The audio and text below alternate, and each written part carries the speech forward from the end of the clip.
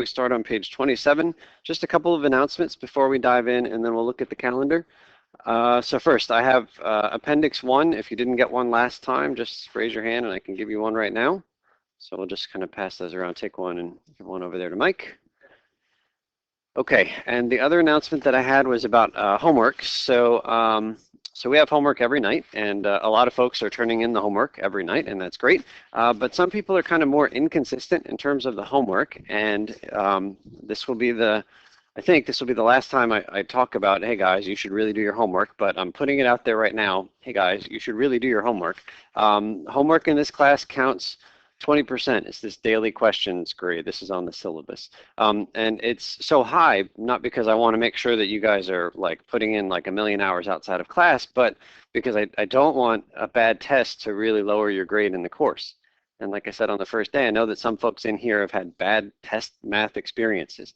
So the tests are only worth 40% altogether, which means the other 60% has to come from somewhere else. And so I've thrown 20% of your grade into homework.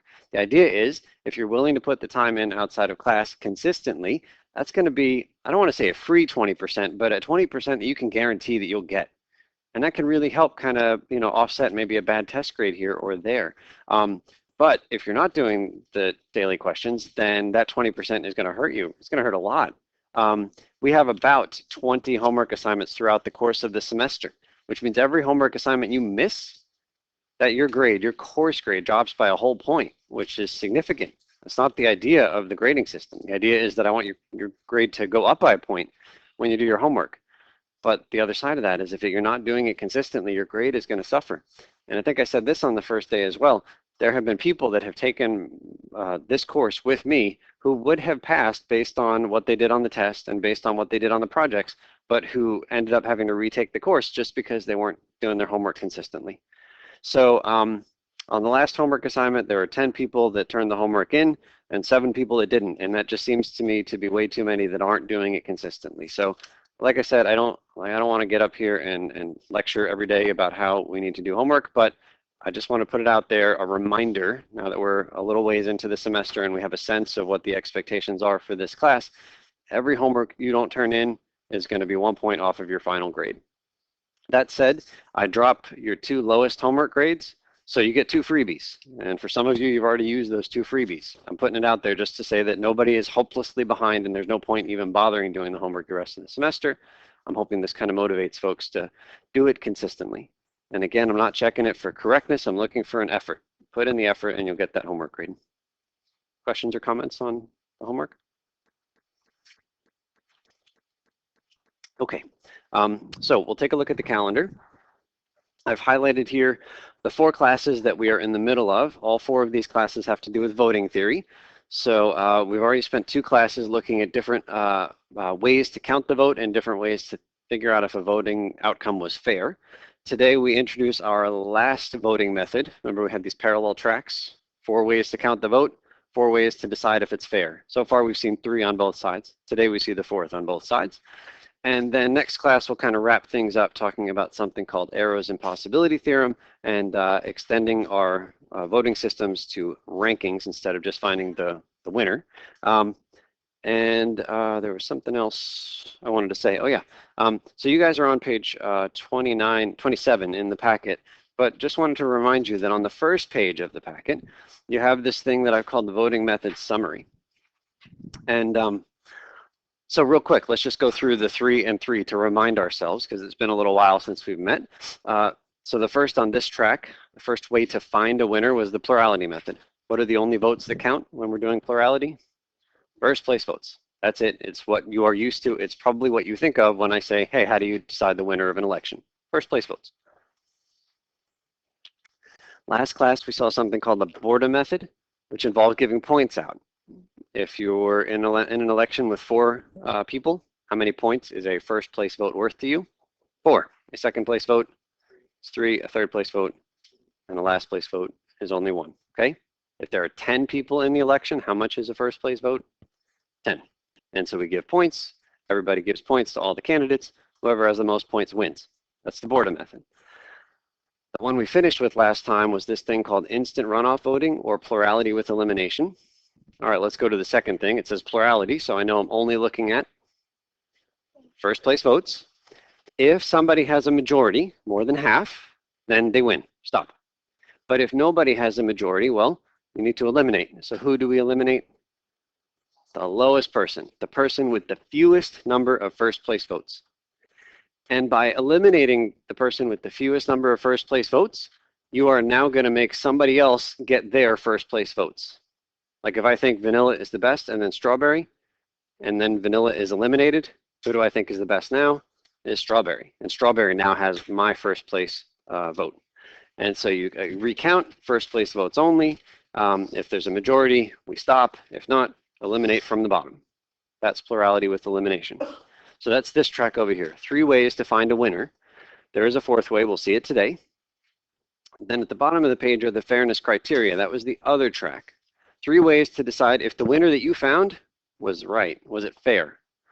Okay, the first one is the majority criterion. If somebody has a majority of first place votes, they should win. Seems reasonable. The Condorcet criterion. If somebody beats everybody head-to-head, they should win. What if there isn't a candidate who beats everybody head-to-head? Then this criterion doesn't say anything. Doesn't tell you anything about who should win. It's only saying if there's somebody who's so dominant that they beat everybody head-to-head, they should win. And then finally, this monotonicity criterion, hard word, and you can see it's the longest one here, basically says, suppose that we go out and vote and candidate X is the winner, and that's it. But then for some reason, we revote, and everybody votes exactly the same, except some people put X even higher. Then who should win? X. Probably they should win even more easily than they won the first time. All right, it turns out that this monotonicity criterion is violated by a few of our different voting methods. And we looked at a chart that told you which things violate which methods. So that's 3 and 3.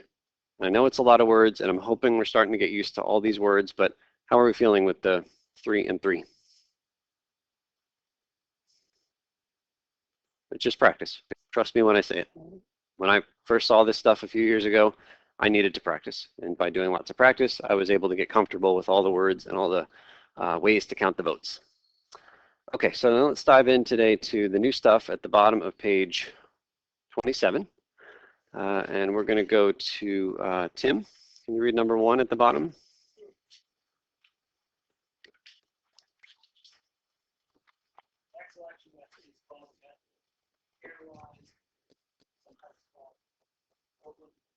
Each voter fills out a preference ballot. Thank you, Lucas.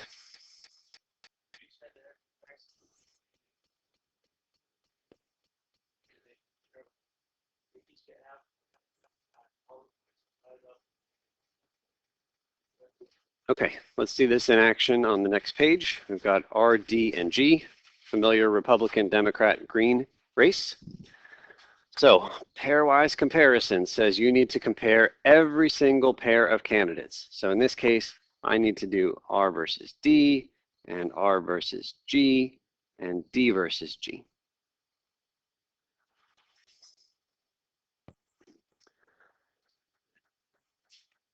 And just to make sure that we are able to set this up, at least at the beginning, you got to first write down all the head-to-head races before you even count anything. Suppose that the candidates in some other election are A, B, C, and D.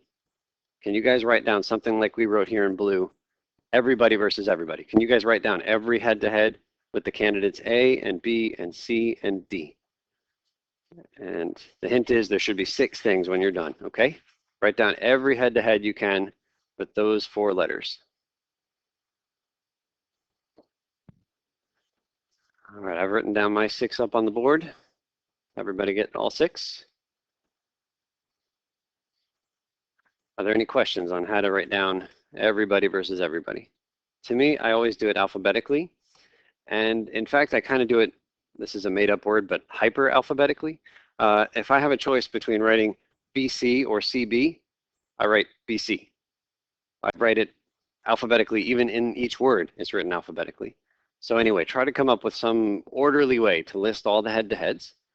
When there's 4 candidates, there's always 6. 3 candidates, we see 3 head-to-heads here. So let's see if we can count. Again, every single vote counts. We are looking at R versus D. Who wins the first column?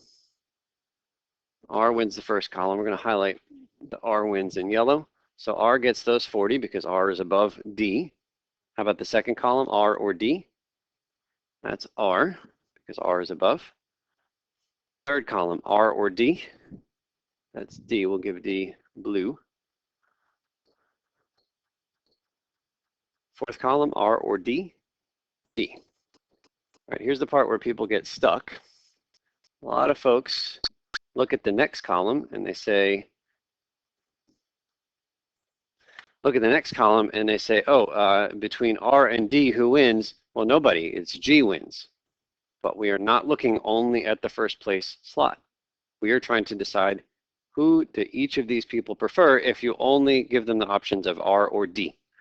So sure, they think G is the best.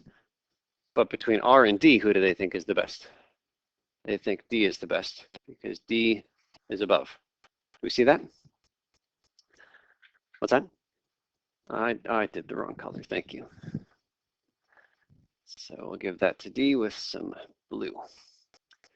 And in the last column, R or D, that's R. R is above. So we add up all the numbers in yellow, that's R's total. All the numbers in blue, that is D's total. So what do we have? R has 47, D has 53. One. D. Does that mean D is the winner of the whole election? No, we have to do every single head-to-head. But what we do at this point is we give out points. 1 point for a win, 0 for a tie, 0 for a loss, half of a point for a tie.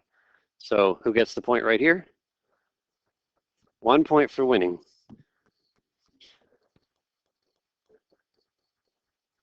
Yeah, so it's 1 point for a win, nothing for a loss. If it's a tie, it's half a point each.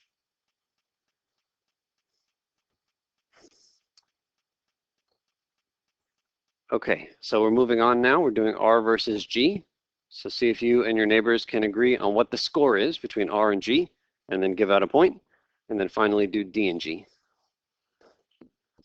All right, so we keep track of the scores. Again, there's nothing that's hard in finding the winner of an election. It's just a lot of details. And because there's so many details, it's easy to make arithmetic mistakes.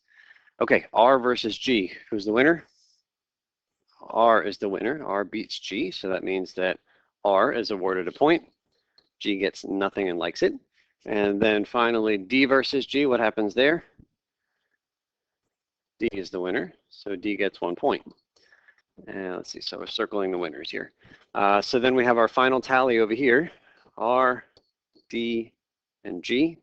How many points for R? 1 for D, 2, and then G, 0. So who wins the election?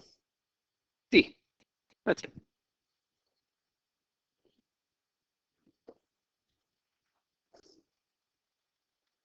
Any questions on this method of pairwise comparisons? Is something you guys could do for me on a test? Pairwise comparisons, everybody versus everybody, and then award points.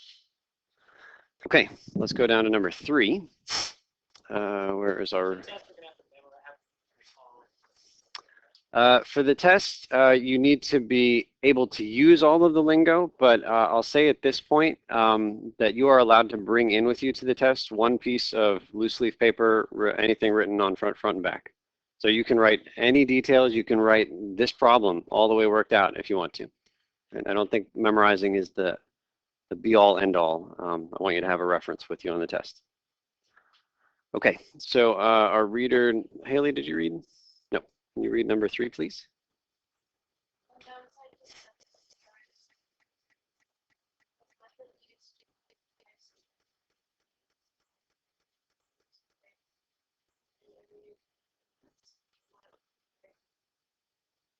Good.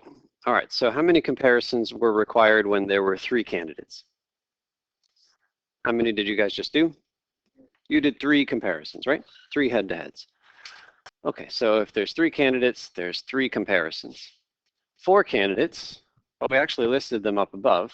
When we had A, B, C, D, how many comparisons were there? There were 6. And the numbers get bigger, and they get bigger kind of fast, actually. And so I'm going to write down a formula. And if you want to see why this formula is true, just see me right after class or in the studio or something. But anyway, here's the formula for when you have n candidates. And I think this is in your book. It's n times n minus 1 divided by 2.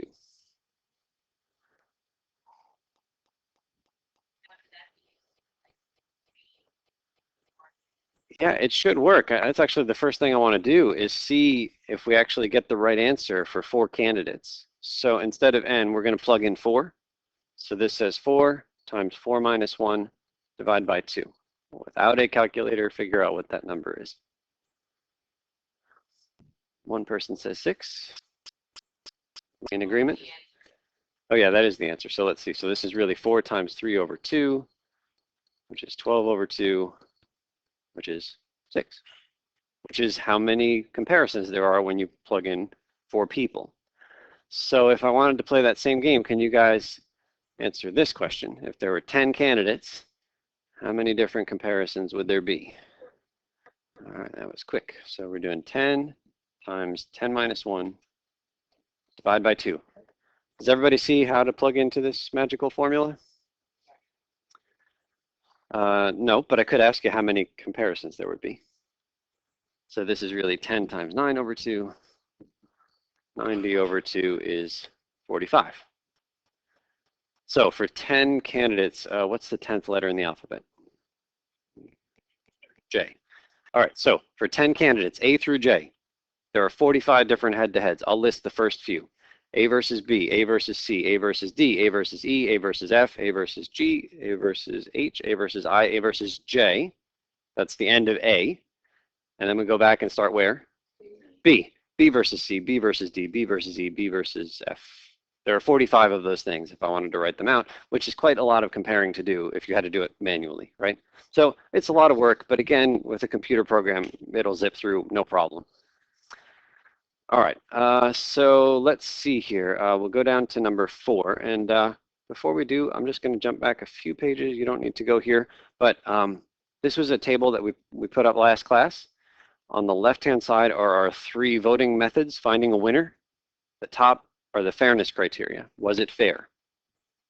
And you can see that there's one criterion that everything fails right now. Which one is it? The Condorcet criterion. All 3 of our vote counting methods until now have failed that one. Well, the good news is this method we just did satisfies the Condorcet criterion, which if you think about it makes a lot of sense. So again, just a reminder, Condorcet criterion says if somebody beats everyone head-to-head, they should win. Well, suppose that somebody beats everybody head-to-head. For example, who beat everybody head-to-head in this RDG? D beat everybody, right? So if D beats everybody, D's going to have more points than anybody else, yes? And if one candidate beats everybody, they'll have more points than anybody else. So they'll win. Super. So finally, we have a method that satisfies that one fairness criteria. Okay, let's go down to number 5, and we'll go back to Morgan.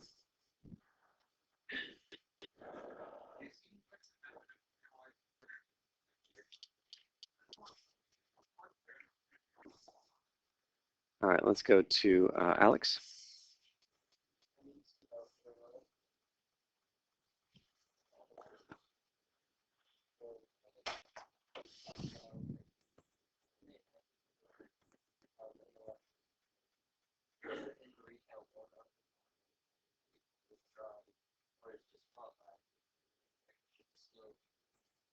Okay, let's go to Gary.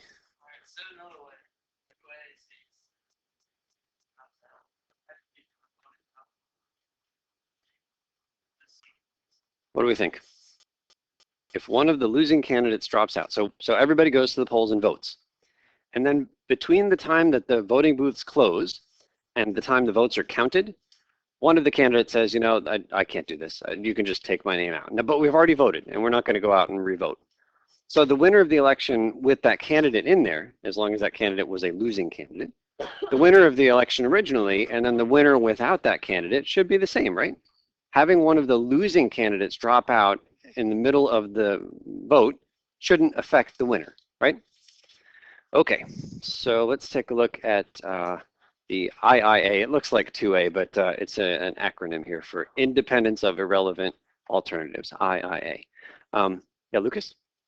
It seems a lot like Okay, so let's do the this IIA on this guy, and then we'll talk about the monotonicity thing after we do that. All right, so we're going to use the plurality method here. That's our easiest one. That's the one that we knew about before we started this stuff together as a class. So can you guys find the winner by counting the plurality method votes? Which votes do we count? First place only.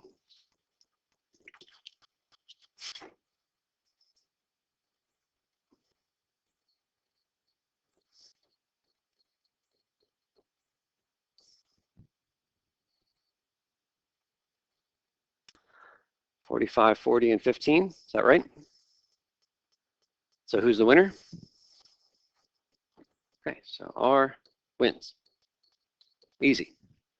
But now suppose that after we have voted, so we have all this data here, all the percentages are in, but before we have counted, and counting votes takes a long time, right? I mean, like counting takes a long time. Often, you'll hear the predicted winner of an election, a presidential election, or a local, like congressional seat election. They'll predict based on early returns, but to actually have a final count takes oftentimes days because there's a lot of votes and you want to double count or double check your work. So anyway, we've got the votes in, but we haven't had time to count it yet. But for some reason, G decides to drop out. G says, okay, I'm just done with this. I'm out. Now it shouldn't matter, right? I mean, G didn't win anyway. So by all rights, R is probably going to win this, and then there's no problem. But if we do cross off G, then those votes are now redistributed. These are now the first place votes for those people. So let's recount R, D, G is out of this election by their own choice. So what's the score now? 47-53 by redistributing G's 15 votes. Who's the winner? D wins. And so R cries foul, says, wait a minute, one of the losing candidates drops out and I go from winning to losing. That's not right. But D says, no, I win straight up. Melissa.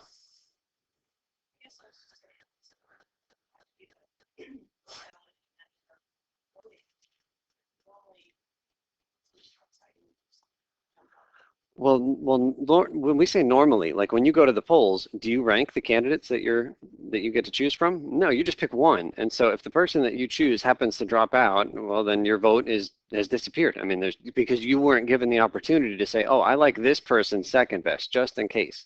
But if we had all the information, everybody's preferences, then it's easy to figure out who the 13 people like if G is gone. Even after the vote has taken place. I mean, that's what this is saying right here. Those 13 people are saying, hey, look, G is my top choice. But if for whatever reason I'm not allowed to pick G, I think D is the best. And that's what they're saying by voting. And so it's easy for us to take that vote, cross off the G, and figure out who they really want now out of the remaining candidates. Nicole, did you have a?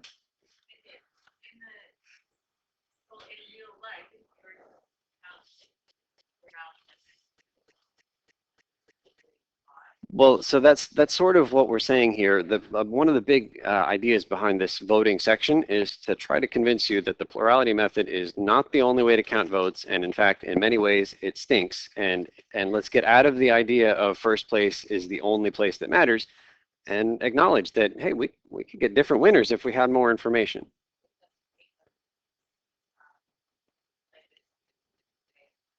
Mm-hmm. Mm-hmm. It would violate some, but not all. Let's take a look. We've got now an expanded table. I promised you there were 4 things on each of these parallel tracks. Here are all 4 of the vote counting methods right here. Plurality, no more.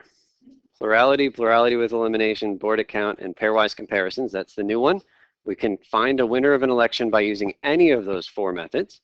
And the winner that you get could be different depending on which method you choose. And then we have these 4 fairness criteria at the top. that decide whether or not the outcome of an election was unfair. Lucas had asked a question about, what's the difference between this monotonicity and the one that we just looked at? Okay, so do we have a sense? The dropout criterion, we vote, somebody's going to win, but then for some reason a loser drops out. The election outcome should be the same. And we just saw that didn't happen in that RDG election. The monotonicity one is that real strange one. We go out, we vote, let's say that R is the winner. But then for some reason we re-vote. Just a complete brand new vote, still R, D, and G are your choices. And then some people say, you know what, I really do like R. I'm going to put R even higher. So everybody votes exactly the same, except some people put R higher on the ballot. So R should win like by an even wider margin in theory. Well, it turns out sometimes R is going to lose that election. And that doesn't seem fair. And so that's what the monotonicity criterion says. If X wins the election, but then we re-vote for some reason and we all vote the same except some people put X higher, then X should still win. And that's what the monotonicity criterion says. So here's the bad news. The bad news is we're looking for a row that says what? Satisfies. That's what we want. We want a voting method where everything satisfies. Plurality with elimination. We got green down here, board account. I don't have a fourth highlighter, so maybe we'll put a box around this guy. So that seems like closest, right? We got 3 out of 4 satisfies. That seems better than anything else. Which one seems really awful? The Borda method violates 3 out of the 4.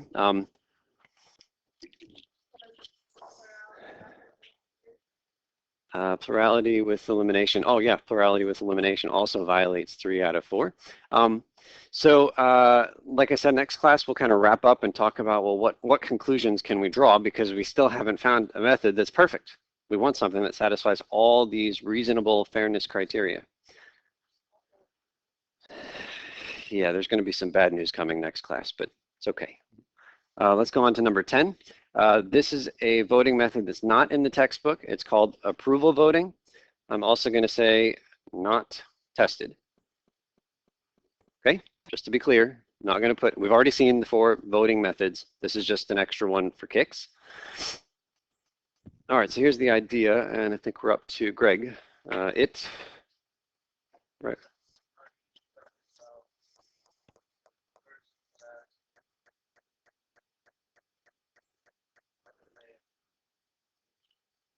Okay, Melissa?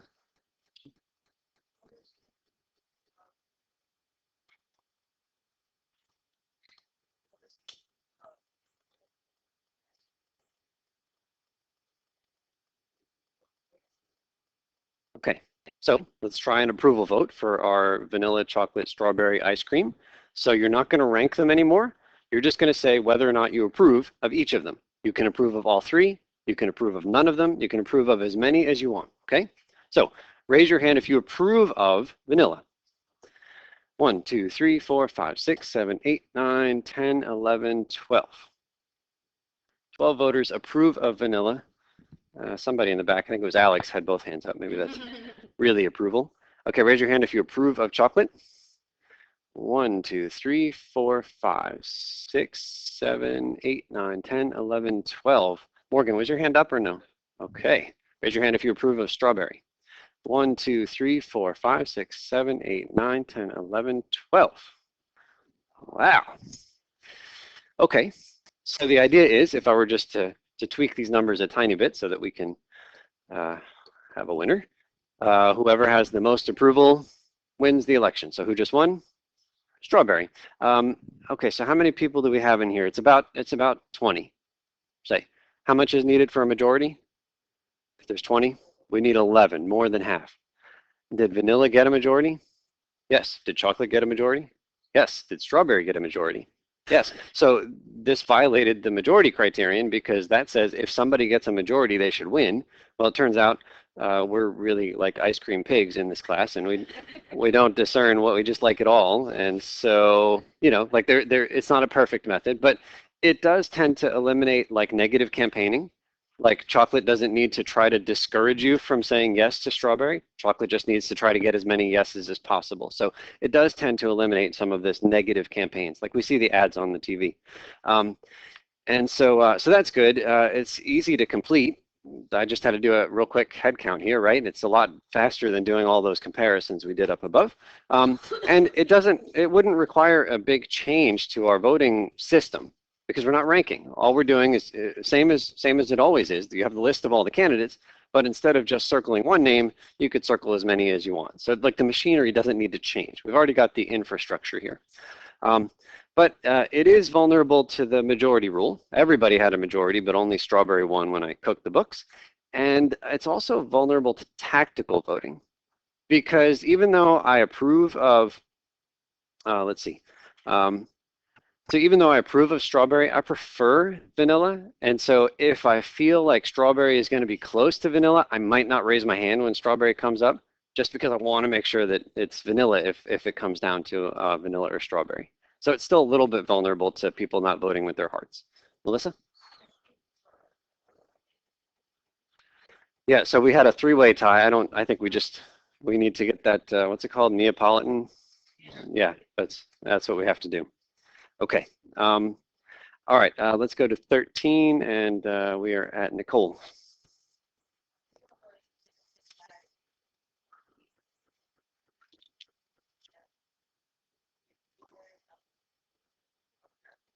Thank you. Stephanie, 14.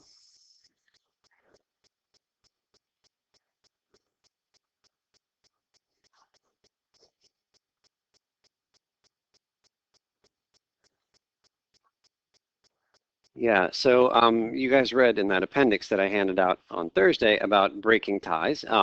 If we had this 12-12-12 business here, I don't have a good way to break the tie. We probably should have discussed that before we took the vote. Like we could have said something like, okay, if there's a tie, then we'll eliminate the losing candidate, assuming two people tie, two flavors tie, and then we'll revote. But we didn't have any contingencies in place. So there are a lot of fair ways to break the ties. The bullet point summary is it just needs to be clear before the election happens what's going to happen if there's a tie. That's it. Okay, 15, Danny.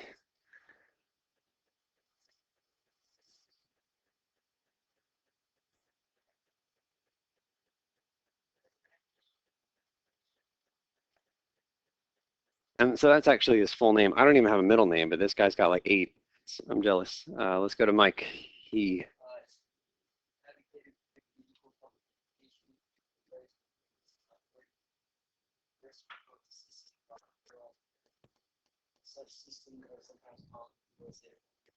Okay, thank you. All right, we'll come up here. Kristen.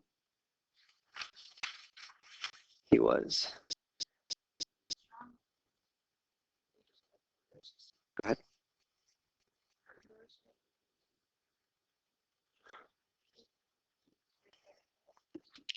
Okay, so that's just a little background about the man behind the voting method. All right, we have a good chunk of time, 40 minutes. There are 4 different elections that you are going to find winners of, and it will also ask you about the fairness criteria. So I think that 40 minutes is a good amount of time if you buckle down and work. So let's work together, check in with your neighbors, and see if you can get through them.